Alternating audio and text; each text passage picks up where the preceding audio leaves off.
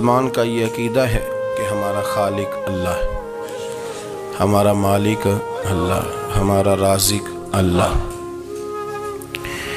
جب یہ ساری چیزیں، ساری عطائیں، ساری نعمتیں اللہ کی ہیں تو پھر مسلمان کی ساری توجہ بھی اللہ ہی کی جانب ہونی چاہیے۔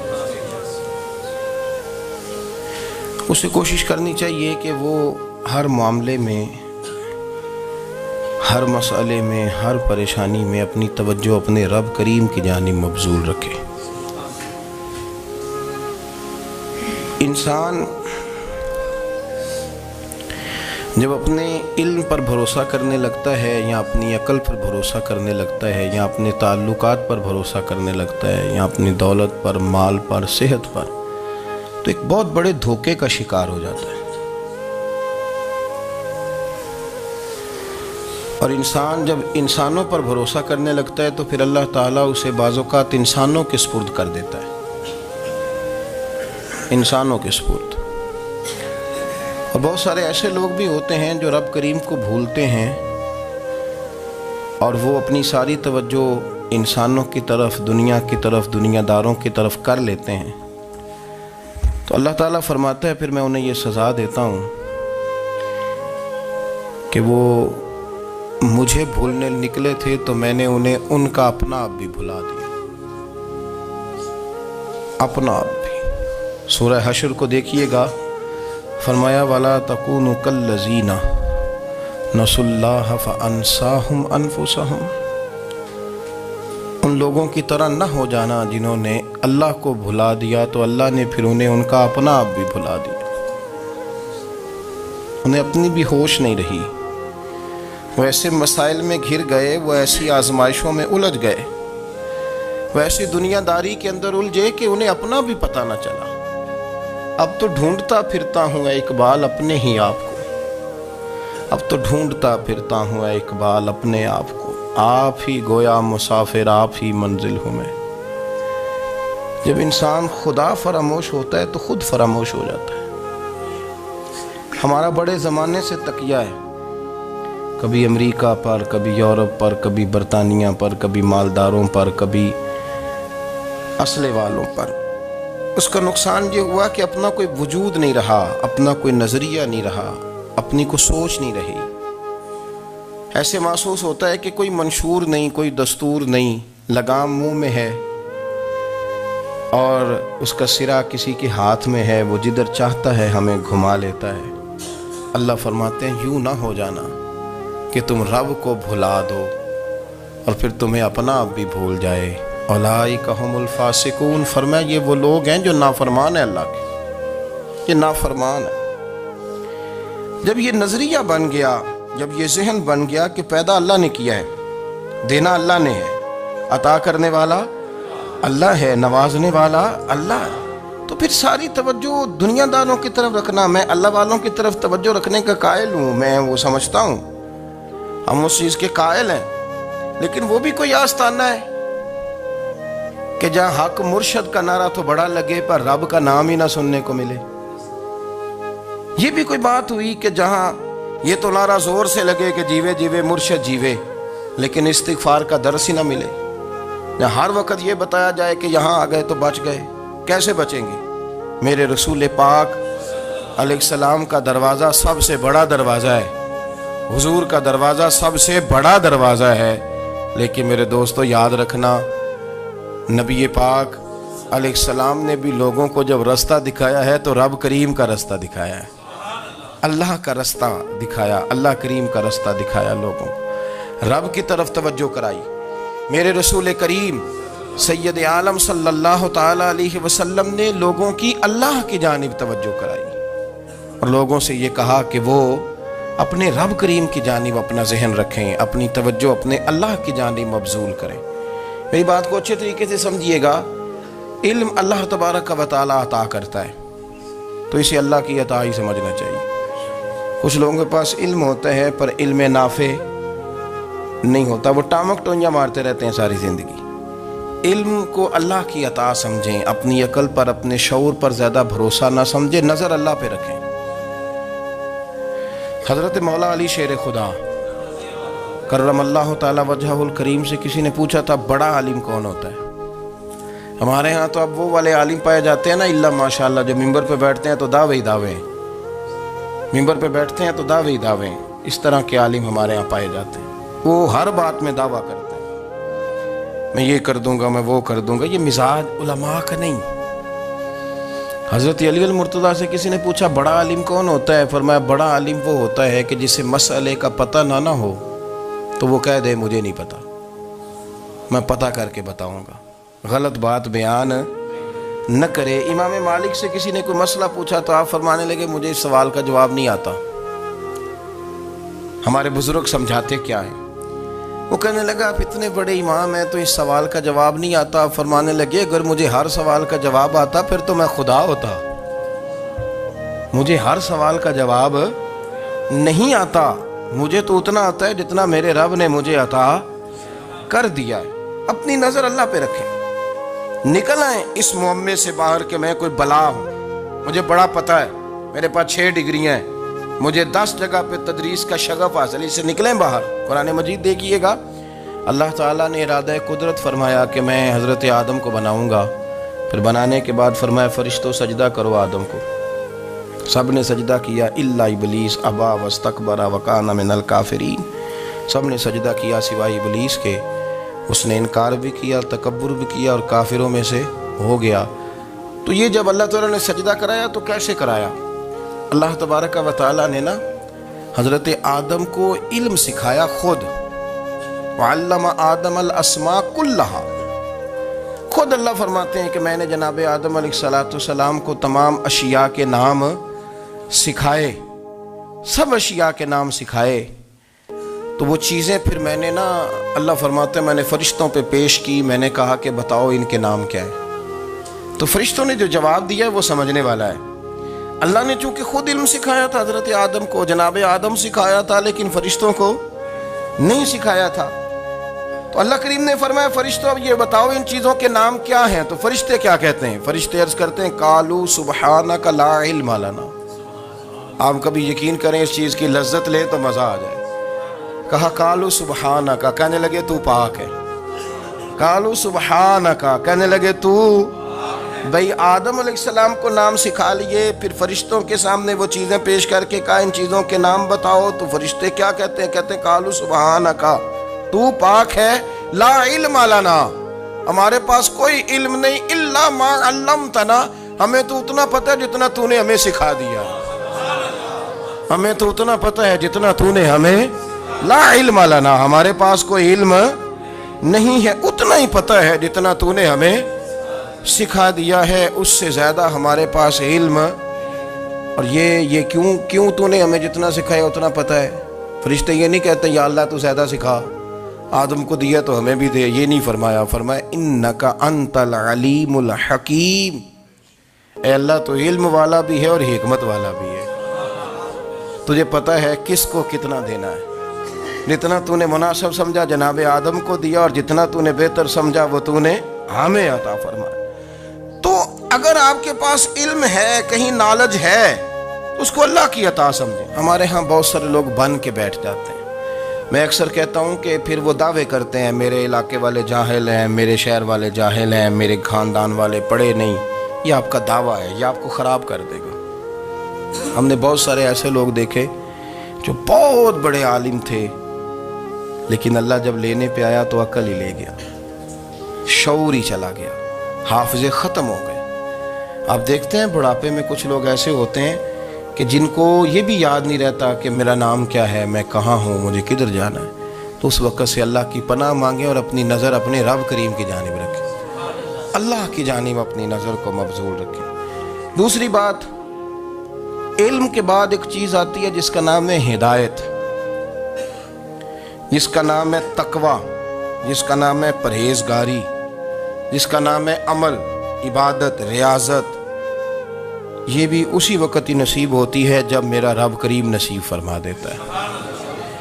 ہم نے نا نیکی کا اپنا اپنا سٹیٹس بنا لیا ہے، اپنا اپنا معیار بنا لیا ہے۔ کچھ لوگ کہتے ہیں کہ جناب مسجد میں سیمنٹ کا توڑا دینے سے بہتر ہے کسی غریب کو آٹے کا تھیلا دے دو۔ اب اس نے اپنا مزاج بنا لیا نا نیکی کا، اس نے اپنا سٹیٹس بنا لیا۔ میرا یہ سوال ہے کہ نبی پاک صلی اللہ تعالیٰ علیہ وسلم جب مدینہ شریف آئے تھے تو حضور نے سب سے پہلے غریبوں میں آٹا تقسیم کیا تھا کہ سب سے پہلے مسجد بنائی تھی؟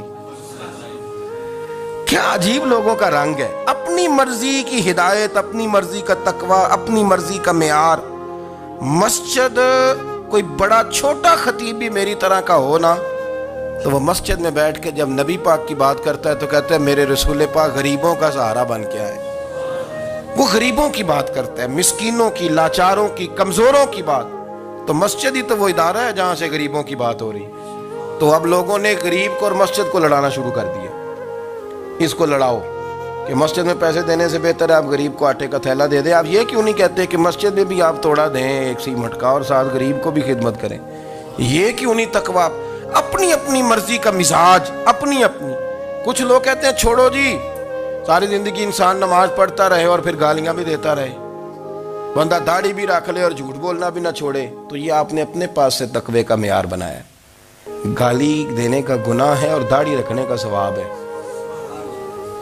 تو اگر آپ داڑھی رکھے ہوئے ہیں اور آپ کوئی غلطی کر رہے ہیں تو اس سے آپ کی داڑھی کا ثواب ختم، اللہ کرے آپ کو سمجھ آئے میری بات۔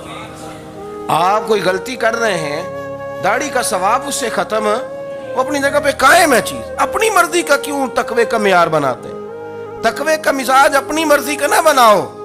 اللہ کی بارگاہ سے دعا مانگو کہ یا اللہ ہمیں ہدایت کا نور عطا فرما، اللہ تو ہمیں رستہ دکھا، تو بتا کہ ہدایت کیا ہے۔ تو رب فرماتا ہے اللہ ولی الذین آمنوا، اللہ مومنوں کا مددگار ہے، یخرجہم من الظلمات الی النور، وہ انہیں اندھیروں سے نکالتا ہے اور نور کی طرف روشنی عطا فرماتا ہے۔ اندھیروں سے نور کی طرف اللہ لاتا ہے۔ اللہ ولی، اللہ مومنوں کا ولی ہے، وہ انہیں اندھیروں سے نور کی طرف نکالتا ہے۔ ہدایت ہمیشہ اللہ کی طرف سے سمجھے۔ جب وہ نماز کی توفیق دیتا ہے تو اپنے فضل سے دیتا ہے، جب وہ ذکر کی توفیق دیتا ہے تو اپنے فضل سے۔ ہم سمجھتے ہو جی فلانا نہیں پڑھ رہا بڑا بیوقوف ہے، فلانا نہیں پڑھ رہا، تو تم کیا اپنی عقل کے زور پہ پڑھ رہا ہے؟ میں جی اللہ کے فضل سے 2 سپارے پڑھتا ہوں، تو کس پہ احسان کرتے تو 2 سپارے پڑھ کے رویا کر کہ اگر مالک تو بڑا قریب نہیں۔ بڑے لوگ ہیں جن کو پورا قرآن حفظ ہے پر انہیں پڑھنے کی توفیق نہیں، تو انہیں فضل کیا اور مجھے توفیق دے دی ہے پڑھنے۔ رویا کر، پڑھ کے رویا کر، راتی ساری کر کر زاری، او نیند اکھاں تھی توندے تے فجرے اوہی گناہگار کہاون سب تو نیوے ہوندے۔ مہربانی کریں، ڈریں، نیکی کریں تو پھر ڈریں، پھر احساس پیدا کریں، پھر اپنے اندر وہ کمزوری لائیں کہ توبہ توبہ مجھے تو پتہ ہی نہیں، تو جانتا ہی نہیں۔ حضرت سیدنا امام اعظم ابو حنیفہ رحمۃ اللہ تعالی علیہ کے ساتھ ایک شخص کہتا میں نے نماز پڑھی، تو عشاء کی نماز تھی۔ یہ جو لوگ بڑے ہوتے ہیں نا، جن کے پیار کرنے والے بڑے ہوتے ہیں، ان کے گرد خوف بھی بڑا ہی ہوتا ہے، انہیں بڑا ڈر لگتا ہے، بڑی بعض اوقات آزمائش ہوتی ہے ان کی۔ عشاء کی نماز کہتے پڑھی تو امام صاحب نے نا عشاء کی نماز میں تلاوت کی آیتیں فَمَن يَعْمَلْ مِثْقَالَ ذَرَّةٍ خَيْرًا يَرَهُ وَمَن يَعْمَلْ مِثْقَالَ ذَرَّةٍ شَرًّا يَرَهُ، فرمایا جو ذرہ برابر خیر کرے گا وہ بھی قیامت میں دیکھے گا، اور جو ذرہ برابر شر کرے گا وہ بھی قیامت میں اس شر کو دیکھے گا، اس کے سامنے آئے گا۔ تو وہ شخص کہتا ہے کہ سارے لوگ نماز پڑھ کے چلے گئے تو امام صاحب رحمۃ اللہ علیہ نے اپنی داڑھی پکڑی رو رہے ہیں، کہتے ہیں وہ ذرہ برابر نیکی کا بدلہ دینے والے، وہ ذرہ برابر شر پہ سزا دینے والے میری سفید داڑھی کو دیکھ، مالک میرے ذرے ذرے سامنے نہ لانا، لوگ تو میری بڑی قدر کرتے ہیں دنیا، میں تو بڑا پہچانا جاتا ہوں، لوگ تو میری راہوں میں پھول لیے کھڑے ہوتے ہیں، مجھے بڑا نوازتے ہیں، قیامت میں رسوا نہ کر دینا، میرے لیے مشکل ہو جائے گی۔ وہ کہتے ہیں میں نے امام صاحب کا درد دیکھا، مجھے کوئی کام تھا تو میں چلا گیا، میں نے کہا کہ وہ اس وقت اللہ کی حضور حاضر ہیں تو میں دوبارہ آؤں گا۔ کہتے ہیں میں تہجد کا وقت آیا تو امام صاحب وہیں بیٹھے تھے اور ان کی داڑھی آنسوؤں سے بھری ہوئی تھی اور زور سے داڑھی پکڑی ہوئی، کہنے لگے مالک رسوا نہ کر دینا، قیامت میں رسوا نہ کر دینا۔ یار جو ہدایت یافتہ لوگ تھے وہ تو ڈرے ہوئے تھے، وہ تو سہمے ہوئے تھے، وہ تو کہتے تھے یہ اس کا فضل نہیں، اس نے بلا لیا، یہ اس کا کرم نہیں، حضرت باعزید بستامی کسی کافر کو دیکھتے تو رو پڑتے، کہتے مالک تو کتنا قریب ہے، یہ بے ایمان رہ گیا، تو نے اپنے فضل سے مجھے اپنے نبی کا غلام بنا لیا۔ وہ رو پڑتے۔ یہاں تو لوگوں کا دعویٰ ہی بڑا ہے۔ نمازی اللہ خیر فرمائے وہ تو دوسروں کو گھورتا ہے، وہ کہتا ہے جنت کا میں مالک ہوں، کنجیاں میرے پاس ہیں، میں کسی اور کو گھسنے نہیں دوں گا۔ اور اگر 2-3 حج کر لے تو پھر تو وہ کہتا ہے کہ اب میرے سے پوچھ کے لوگ جنت میں جائیں گے معاذ اللہ۔ اور اگر وہ 2 4 5 7 دفعہ کوئی نفل پڑھ لے تو پھر وہ کہتا ہے چھوڑیں جی سارے لوگ بے عمل ہیں، میں اکیلا نیک ہوں۔ نہ ایسا کریں، اپنی توجہ اپنے رب پہ رکھیں، اپنی توجہ اپنے معین الملت والدین، عطائے رسول، ہند الولی، غریب نواز، خواجہ معین الدین چشتی، حضرت خواجہ اجمیر، شاہ اجمیر، والی ہندوستان، آخری عمر میں نا سارا دن روتے گزر جاتا، ساری رات روتے گزر جاتے، ذرا سی کوئی بات کرتا تو رو پڑتے، آنکھیں آنسوؤں سے بھری رہتی۔ کئی دفعہ اپنے بھی پریشان ہو جاتے ہیں نا کہ یار تو ایک بات کی جان ہی نہیں چھوڑ رہا۔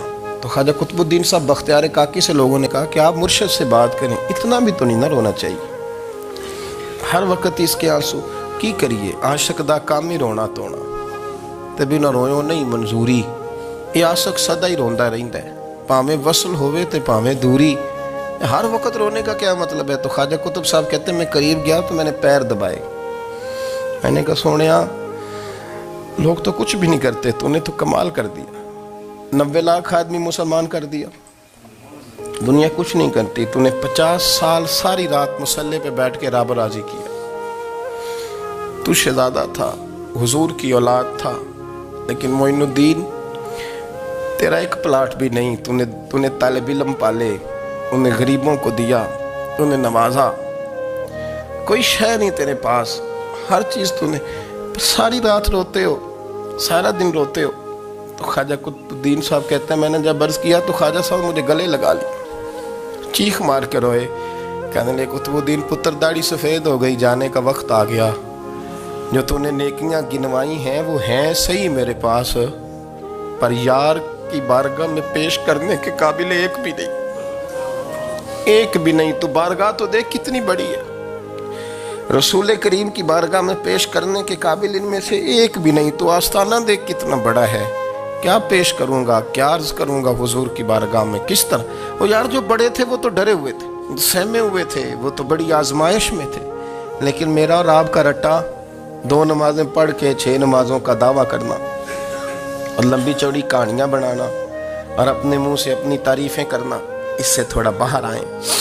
رزق بھی میرا اللہ ہی دیتا ہے، علم بھی اللہ دیتا ہے، رزق بھی۔ بڑے بڑے فقیروں کو مالدار ہوتے دیکھا، بڑے بڑے مالداروں کو فقیر ہوتے دیکھا، بڑے بڑے، میرا ایک بڑا سخی قسم کا سجن ہے، بڑا پیارا ہے، میں اسے سخی مانتا ہوں، میں نے اپنی پریشانیوں کے دنوں میں بھی اس شخص کو سخی دیکھا۔ ایک دن رات کو مجھے ٹیلی فون کر کے کہنے لگا کدھر ہو؟ میں نے کہا میں گھر ہوں۔ انہیں اکثر سفر میں ہوتے ہو نا؟ میں نے کہا طبیعت کیسی ہے؟ ٹھیک ہے، بس حال چال پوچھنا تھا۔ میں نے سمجھائی، میں نے کہا یار یہ کوئی مسئلہ ہے، ورنہ رات کے 2 بجے کوئی حال پوچھنے کو فون تو نہیں نہ کرتا، کوئی مطلب ایسا تو مسئلہ نہیں نا۔ تو میں نے بیک کال کی، میں نے کہا یار میری بات سن، مسئلہ کیا؟ کہ نہیں کچھ نہیں دل کر رہا تھا۔ میں نے کہا میری گل سن، رہے ہیں اسی 4-5 سال کٹھے، میں تین جاننا، اصل بات کر۔ کہنے لگا مکان بھی بڑا ہے، سارا کچھ ٹھیک ہے، پر وہ بڑا ہی بے نیاز ہے، کچھ حالات اس قسم کے آ گئے ہیں کہ لوگوں کو بتاؤں بھی تو لوگ ماننے کو تیار نہیں، زیادہ نہیں، مجھے نا تھوڑے سے پیسوں کی ضرورت ہے، کوئی 15-20 ہزار اگر مل جائیں میری ضرورت۔ آپ یقین کریں میں روتا رہا ساری رات۔ میں نے کہا مہربانہ تیرا کس طرح کرانگ، اس سے لے کے زمانہ استعمال کرتا تھا، پر بے پرواہی ویکھ نہ سجڑ دی، جتھے کسے دی پیش نہ جاوے، انہیں تاجاں والے در در رولے تے منگتیاں تخت بٹھاوے۔ سجنا کسے نو کارا مل دئی، کوئی کعبے خالی آوے، واللہ خیر الرازقین، وقت تو دائیں بائیں نہ جا، رزق تو تجھے میں دوں گا، میں ہوں بہتر رزق دینے والا۔ بڑے بڑے بادشاہ، بڑے بڑے شہنشاہ، بڑے بڑے لوگ، ہاتھوں میں کاسے، فقیریاں۔ ام ربیعہ کہا کرتی تھیں بڑی نیک اور صالح خاتون تھیں. وہ کہتی ہیں کہ میں نا بڑے امیر آدمی کی بیوی تھی, اپنے شوہر کے ساتھ چھت پہ بیٹھی تھی تو نیچے فقیر مانگنے والا آیا. اس نے بڑے درد سے صدا کی تو میں نے اپنے شوہر سے کہا کچھ دے دیں. کہا دفع کر, ان لوگوں نے دھندا بنایا ہوا ہے. کہتی میں میکے سے بھی بڑا مال لے کے آئی تھی, میرے ماں باپ بڑے امیر تھے, تو میں نے نا چوری اپنے خامد سے نظر بچا کے باتھ روم جانے کے بہانے گئی اور نیچے جا کے 5 دینار میں نے اس فقیر کی ہتھیلی پہ رکھے. کہتے اس نے 5 دینار دیکھے, پھر میری طرف دیکھا تو میں نے اس کی آنکھوں میں آنسو چمکتے دیکھے. کہنے لگے بی بی رب تیرا بھلا کرے, میں 3 دنوں کا بھوکا ہوں. کہ وہ چلا گیا. میں گھر آ گئی, جب باہر آئی تو میرا شوہر کہنے لگا تو اتنی اب اتنی تو تیز ہو گئی ہے اور تو اتنی خود مختار ہو گئی ہے, میرے بغیر پوچھے مال خرچ کرے گی, جا تجھے 3 طلاقیں. کہتی میں بالدار اور وزادار باپ کی بیٹی تھی, طلاق لے کے گھر آئی تو میرا باپ ٹوٹ گیا, چارپائی پہ چلا گیا. اوہو یہ کیا بن گیا. کہتی بڑی تکلیف رہی. 1-2 سال کے بعد میرے ابا نے میری شادی کر دی. اب جس شوہر کے پاس گئی وہ بڑا نیک تھا, پرہیزگار تھا, اللہ نے بہترین صلہ دیا. کتنی چھت پہ بیٹھی تھی, دروازے پہ فقیر آیا, میں نے شوہر سے کہا کچھ دے دوں.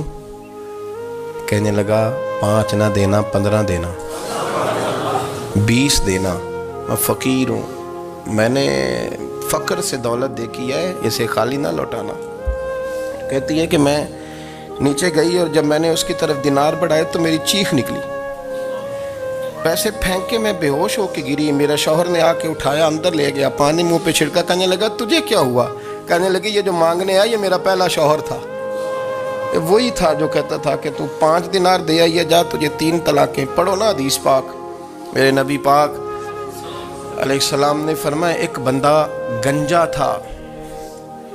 گنجا کوئی ترتیب آگے پیچھے ہو جائے تو مفہوم کے لحاظ سے, لیکن میں مفہوم اس کا واضح کرتا ہوں. ایک گنجا تھا, کوئی شے نہیں تھی, سر پہ بال بھی نہیں تھے, رویا کرتا تھا. اللہ تعالیٰ نے فرشتے کو بھیجا, تجھے کیا چاہیے. تو کہنے لگا بال آ جائیں اور تھوڑا مال آ جائے.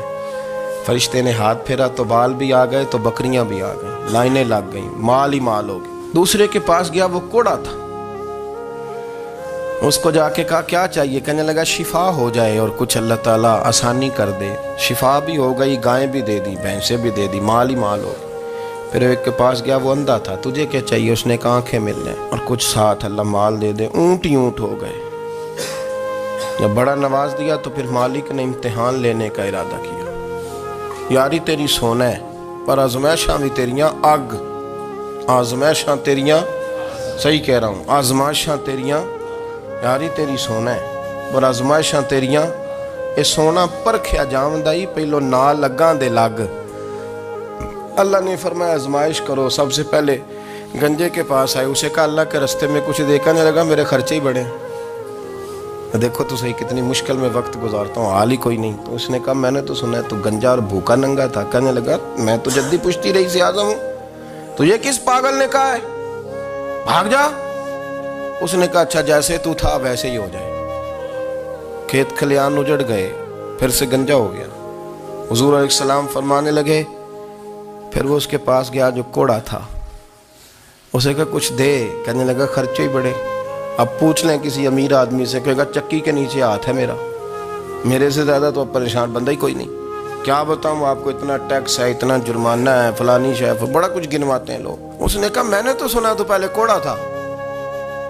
اس نے کہا اچھا دوڑ جا, میں تو رئیس اعظم ہوں, دادا بھی پردادا بھی اور ساری نسل ہی. اس نے کہا اچھا جیسے تو تھا ویسے ہی ہو جائے. پھر وہ گیا اندھے کے پاس اور جا کے کہا اللہ کے نام پہ کچھ دے. تو کہنے لگا رب کے نام پہ, یہ کھڑے ہیں اونٹ, جتنے تیرے دل کرے لے جا. اس نے کہا کیا معنی اس بات کا. کہنے لگا یار تجھے کیا بتاؤں, میں تو اندھا تھا, میں نے تو کبھی دنیا دیکھی نہیں تھی. پھر اس کریم نے فضل کیا تو مجھے بڑا کچھ دکھایا. میں کیا بتاؤں, میرا دل کر رہا ہے کہہ دوں کہ پھر اس نے کعبہ دکھایا, پھر اس نے روضہ رسول دکھایا, پھر اس نے ریاض الجنہ کے سجدے دکھائے, پھر اس نے اپنے محبوب کے دروازے کی رونقیں دکھائیں. اس نے بڑا کچھ دیا, اس نے بڑا نوازا. میرے پاس تو شاید میں بدکار پرانا خادم, کسے در ملی نہ ٹوئی, یہ تے واصف یار نے نظر جو کی تھی پھر واصف ہی ہوئی، یہ تو اس کا کرم ہوا۔ تو یہ وہ کہنے لگا تو اللہ کے نام پہ جان مانگ، میں وہ بھی دینے کو تیار، میرے پر تو شے ہی کوئی نہیں تھی، مجھے تو اپنا پتہ ہے، میں تو کوئی شے نہیں تھا، کچھ نہیں تھا میرے پاس، یہ تو ان کا کرم ہے کہ رخ ان کا ادھر ہے، اور مختصر سی میری کہانی ہے، یہ جو بھی ہے ان کی مہربانی ہے۔